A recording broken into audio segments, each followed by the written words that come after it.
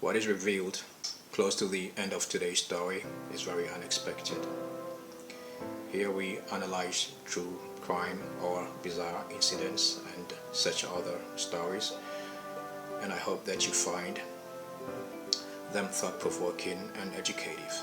If you do, please like and subscribe to our channel because that would give us a good feedback and it makes a lot of difference to us. Harriet Kafui Ahiati was in her last year in junior high school when she became romantically involved with another teenager 2 years older. His name, Anthony Dodoye, but his friends called him Jay. Neither family liked this relationship and it wasn't anything personal. Both teenagers were at a point in their lives where romantic involvement was considered to be too early and inappropriate. And as far as both families were concerned, their time and attention would be better spent focusing on their studies. But try as they may, the families could not split these two lovebirds apart. Nothing worked. Whenever they thought that they had succeeded, these two would find other ways to keep in touch and continue whatever it is that they thought they were doing. So with time, the two families resigned themselves to the situation and let things carry on between the two friends, or lovers I should say. They didn't like it, but they couldn't stop it either, so they tolerated it. Kafui lived with her mother in the town of Ho in the Volta region of Ghana, where Anthony also lived. It appears that over the years, Jay, as his friends like to call him, managed to endear himself to Kafui's mother, and he was freely welcome to spend a lot of time at her home with them. He seemed like a good enough young man now, and their relationship had withstood the earlier waves of disapproval from both families. Now at 27 years old and a football player for second division Silicon FC, it seemed that Anthony, aka Jay, had prevailed. 25 years old Kafui or Harriet was still his girlfriend, and he now spent even more time at her mother's house where she lived, including having frequent sleepovers. On the night of Monday, March 22nd, 2021, at about 10 p.m., neighbors heard an altercation between Jay and his girlfriend, Harriet. It didn't appear to be anything particularly alarming, more like an everyday quarrel between a couple. At about 12 midnight, however, they again overheard a loud scream and noises coming from the same room. The scream sounded like Jay. And then they overheard him making a desperate phone call to his mother, asking for help because, quote, something bad had happened to him. He was also heard shouting that he is in trouble. So this time the neighbors rushed to Kafui's mother's apartment where the two were spending the night and where the noises, including Anthony's scream and loud phone call, had come from. However, no one responded to the knocks and call-outs from the neighbors, although it was clear to everyone that Anthony and Kafui and Harriet, her other name was Kafui, that Anthony and Harriet were in there, so the neighbors broke down the door and forced their entry into the apartment. Apparently, Harriet's mother was not present at home, having earlier traveled out of town. Now in the bedroom, they saw a lot of blood on the floor and more blood splattered over the walls. Harriet was lying motionless on the stained floor with a deep cut on her throat, and Anthony, who was still conscious, was also present in the room. He too had a bad cut on his throat. He had another cut on his ribs and two big deep cuts on his stomach, which were so bad that, according to eyewitnesses and first responders, part of his intestines were visible and were almost falling out. A ceiling fan in the room had been ripped from the ceiling, and the entire room portrayed a scene of extreme violence. These were the facts quickly established by investigators to the crime scene.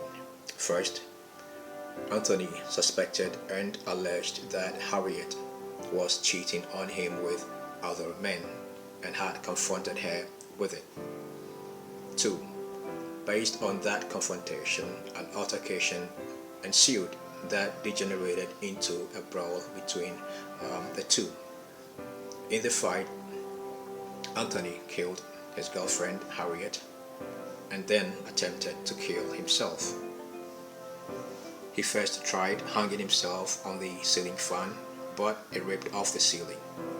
Next, he slit his own throat, but failing to carry on with it, stabbed himself twice on the stomach and again failed to achieve the end that he desired.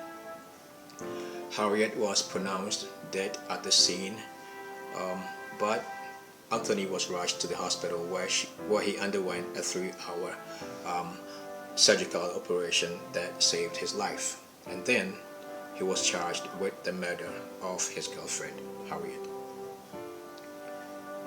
At the hospital, he continued his accusation that Harriet had been cheating on him. Now, here are some thoughts on the matter. Far from this being an accident, it would not have been difficult for investigators to establish that Anthony had a motive for the crime. Apart from that, he also had opportunity, being that of all nights, it was on this particular night when Kafu's mother, the only other occupant of this apartment, was away on a trip out of town, that this serious altercation that developed into such a deadly brawl happened. Her mother admitted to being completely blindsided by this horrible event, even though she lived with her daughter, as she was not aware that there was any simmering tension between the two. So it wasn't as if they had frequent fights. Also consider that the murder weapon was a knife, and the crime scene was the bedroom, not the kitchen. So that kind of rules out an action taken in the heat of the moment, because how did the knife make its way to the room? I'll take a guess. It is most likely because a decision was made to carry it there for a particular purpose, suggesting premeditation. The reporters described what occurred between the two lovers as a brawl, as I have said repeatedly. But is it possible that Harriet was quite simply just desperately fighting for her life, a fight she sadly lost? Was she unexpectedly attacked by Anthony, who had probably planned to end her life because he claimed she was cheating? On the other hand, did the deep, multiple wounds suffered by Anthony suggest that he was the one fending off an attack? Or again, were those wounds made by Harriet in an attempt to defend herself? Or conversely, is it plausible that a person could actually inflict such serious wounds on himself repeatedly? I have to admit that is surprising to me, but it has to be said that Anthony's continued utterances that Kafui was cheating on him even after realizing that he had killed her was consistent with premeditation and an admission of guilt, because it was as if he was trying to justify his actions. That certainly would have been the conclusion of investigators and the argument of the prosecution. Recall also that the neighbors heard the altercation at about 10 p.m. but heard the screams around 12 midnight. Anthony and Harriet could not have been fighting, having a brawl for 2 hours, plus the fact that the neighbors heard nothing in the intervening hours. So, we can safely speculate that their argument was done and over with 2 hours before the bloody attack. That suggests two separate incidents, and this adds more support to the proposition that it was a premeditated attack. In any event, Anthony was the one that survived the bloody mess and the one who killed Harriet. That much was clear. And being the one that evidently started the confrontation, he was charged and prosecuted for murder.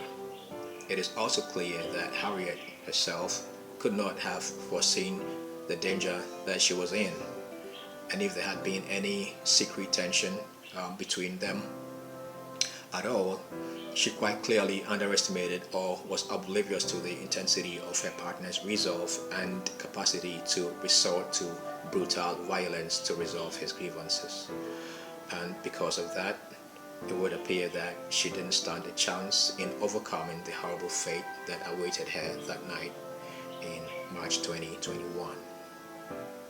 On hindsight, some would say that this was a crime that need not have happened if both families had shown stronger resolve to keep these two persons apart in the very beginning. I hope this has been an insightful story, and thanks for watching.